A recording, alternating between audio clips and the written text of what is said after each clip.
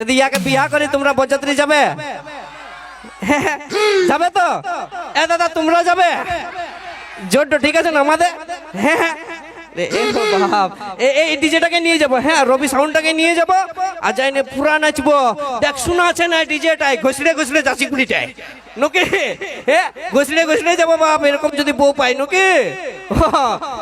তাহলে ইয়াকে একটু পারমিশনটা নিয়ে নি, বলি এ গো এই ফুলমণির মসি বলে বিয়া করবি? হ্যাঁ গো বিয়া করবি?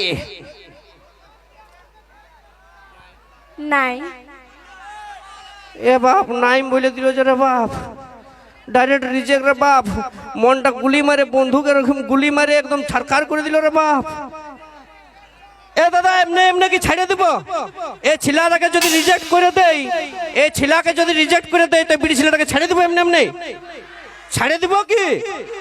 তাহলে ইয়াকে দিতে হবে একবার ঝাঁকে কুলকুলিটা হোক।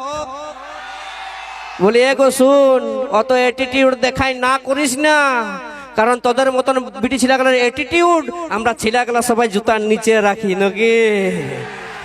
কারণ কথাই আছে দাদা, যে ওই রাতের বেলায় আন্ধার থাকে দিনের বেলায় আলো, ওই রাতের বেলায় আন্ধার থাকে দিনের বেলায় আলো, আর তুই না পটলে পটাই নিব তললে আরো ভালো নাকি। তা তোদের অ্যাটিটিউড সহ্য করব না, কারণ কথাই আছে।